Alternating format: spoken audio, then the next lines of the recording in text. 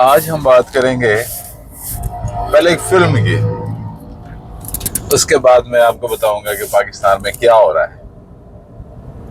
اچھا، میری ہر ویڈیو میں پاکستان کی برائی ہوتی ہے۔ اچھا، حقیقت میں پاکستان کی برائی نہیں ہوتی، نشاندہی ہوتی ہے۔ شاید اسی طرح چیزوں کو ہائی لائٹ کرتے کرتے ہم سب کو عقل آ جائے اور ہم اپنے آپ کو بھی ٹھیک کر لیں اور کھڑے ہو جائیں جبر ظلم کے خلاف، کرپشن کے خلاف، ناانصافی کے خلاف۔ سب سے بڑی بات ناانصافی۔ تو ایک مووی دیکھی تھی اکشے کمار کی، اب وہ بہت ساری سٹوری ہے لیکن اتنا بتا دوں کہ ایک خاتون ہوتی ہے، اس کا میاں جو ہوتا ہے وہ اس کی ڈیتھ ہو جاتی ہے۔ بہت ہی غریب ہوتے ہیں کہ ایون ان کے پاس کفن کے پیسے یا اس کی چتا جلانے کے پیسے بھی نہیں ہوتے۔ تو اس کے پیچھے کیا سٹوری ہوتی ہے وہ بھی دلچسپ ہے، بٹ اب اس خاتون کی ہیلپ کرنے کے لیے اکشے کیا کرتا ہے، اس کو ایک شہر کے معروف ہسپتال، بہت بڑے ہسپتال میں لے جاتا ہے، اس کی ڈیڈ باڈی کو لے جاتا ہے، اس خاتون کو بھی ساتھ لے جاتا ہے، اس کے ساتھ ایک بچی بھی ہوتی ہے۔ اور وہ ہسپتال میں جا کے ایمرجنسی میں لے جاتا ہے اور کہتا ہے جی یہ چیخنا چلانا، وہ ایکٹنگ جو بھی ہے بہرحال، کہ اس کی جان بچا لیجئے، یہ ہے وہ ہے، پیسوں کو فکر نہ کریں، جتنا بھی خرچہ آتا ہے میں پیسے دوں گا، میرا بھائی ہے، اس کی جان بچا لیجئے۔ ایمرجنسی میں لے جاتے ہیں، جب اس کو چیک کرتے ہیں اس کو تو ڈیتھ ہو چکی ہوتی ہے۔ خیر ایڈمنسٹریشن میں کسی ڈاکٹر کو بلاتے ہیں، وہ کہتے ہیں جی یہ معاملہ ہے۔ تو اتنی دیر میں اکشے سمجھ جاتا ہے کہ یہ آپ ریفیوز نہ کرتے، تو پھر اسی کے پاس چلا جاتا ہے، اس کی منت سماجت کرنا شروع کر دیتا ہے، جی اس کو بچا لیں، میں جتنا پیسہ کہیں گے خرچ کروں گا، یہ ہے وہ ہے وغیرہ وغیرہ۔ تو وہ کہتا ہے آپ فکر نہ کریں، ہم اس کو بچانے کی پوری کوشش کریں گے، جبکہ اس کو پتہ چل چکا ہوتا ہے کہ اس کی ڈیتھ ہو چکی ہے۔ خیر اس کو کہتے ہیں جائیں آپ 2 لاکھ روپے 1 لاکھ روپے جتنے بھی جمع کرا دیں، وہ جمع کرا دیتا ہے۔ اس کے بعد وہ اس کو رکھ لیتے ہیں۔ تو ڈاکٹر کہتا ہے سر یہ تو مر چکا ہے۔ کہتے ہیں مر چکا ہے مجھے بھی پتا ہے، لیکن ہم ٹھیک ہے ذرا اس کو رکھیں گے، ذرا 4 پیسے بنائیں گے۔ تو خیر وہ پھر اکشے کے بعد دوبارہ آتے ہیں اور کہتے ہیں کہ یار اس کے تو نیرو سرجن کو اسپیشل بلانا پڑے گا وزٹ پہ، اس کے یہ فلانا ٹیسٹ جو یہاں نہیں ہوتا ہمیں کسی اور جگہ سے وہ ٹیم منگوانی پڑے گی۔ مطلب اس کو اتنی ہیوی قسم کا بجٹ بتاتا ہے۔ وہ کہتا ہے سر پرواہ نہ کریں، آپ منگوائیں، آپ بلائیں، اس کو ٹھیک کروا دیں۔ اور وہ اسی طرح پیشنٹ جو ہے اس کو وہ 5-6 دن یا 7 دن رکھتے ہیں یا 8 دن رکھتے ہیں، جو بھی ہے۔ اور وہ اس کے بعد جب ڈیڈ باڈی کی حالت خراب ہونا شروع ہو جاتی ہے تو وہ کہتے ہیں جی اب آپ بتا دیں، ہم اس کو زیادہ دیر نہیں رکھ سکتے۔ پھر وہ بتاتا ہے کہ جی اس کی ڈیتھ ہوگی، آج صبح ہی ڈیتھ ہوگی ہے۔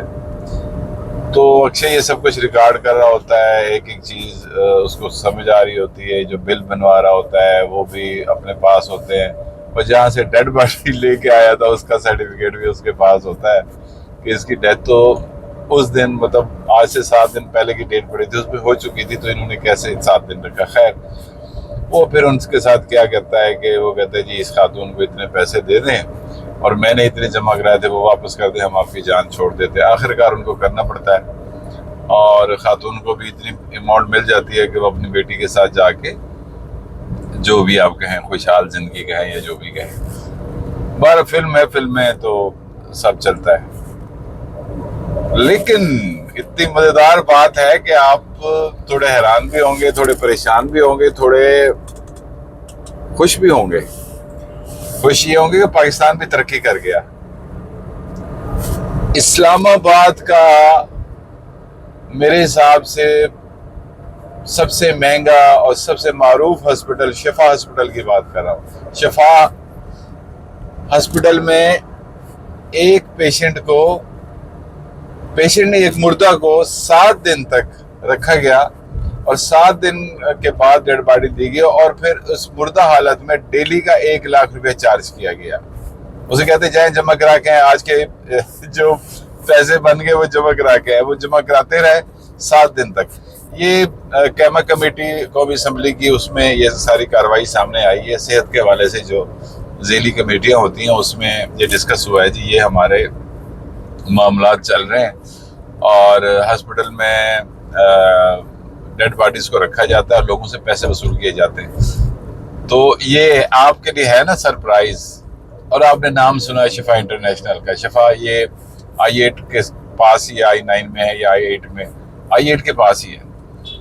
اس کے کمال باتیں میں آپ کو بتاؤں, کمال باتیں. ان کے مالکان اتنے طاقتور ہیں. سب سے پہلے تو یہ جو زمین ہے یہ مفت لی گئی تھی حکومت سے, 11-12 ایکڑ کے قریب زمین ہے.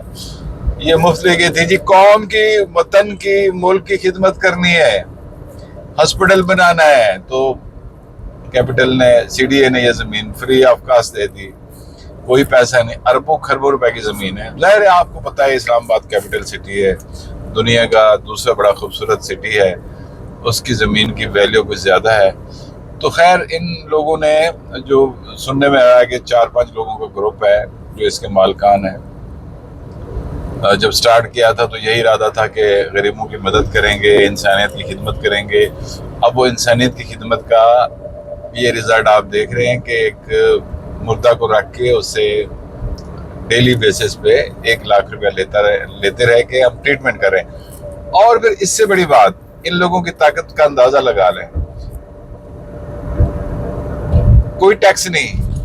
چند ایک ادارے ہیں جو پاکستان میں ٹیکس فری ہیں, ان کو ٹیکس نہیں دینا پڑتا کیونکہ وہ پبلک کو انٹرٹین کر رہے ہوتے کسی بھی پوائنٹ آف ویو سے, تو ان کے ٹیکس نہیں ہوتا. اس کا حال ہی میں اس کا ٹیکس جو ہے ختم کر دیا گیا.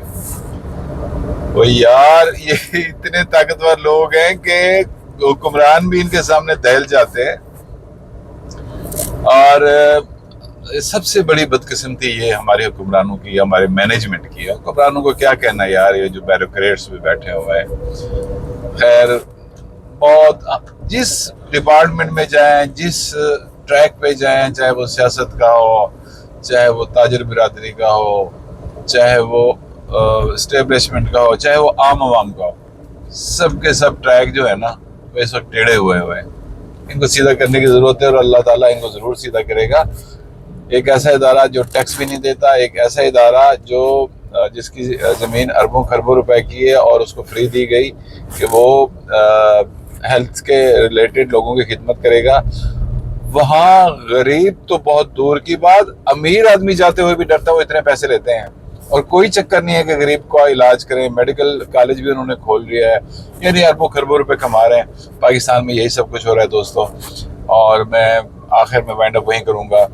آپ بھی اپنے کمنٹس ضرور دیا کریں, آپ اپنا تجربہ میرے ساتھ ضرور شیئر کیا کریں. میں اس کو رپیٹ کروں گا, اس کو میں بتاؤں گا, اس کے ساتھ ہم ڈسکس بھی کریں گے کہ اس ملک میں غلط کیا ہے. مجھے تو ہر طرف ہر چیز غلط نظر آ رہی ہے, ہر چیز غلط نظر آ رہی ہے.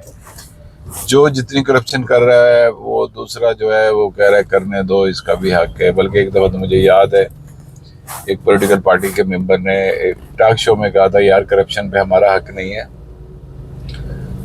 تو سب کو پتہ ہے کرپشن چل رہی ہے, ہر ادارے کو پتہ ہے کرپشن چل رہی ہے, ہر حکمران کو پتہ ہے کرپشن چل رہی ہے, ہر پولیٹیشین کو پتہ ہے کرپشن چل رہی ہے.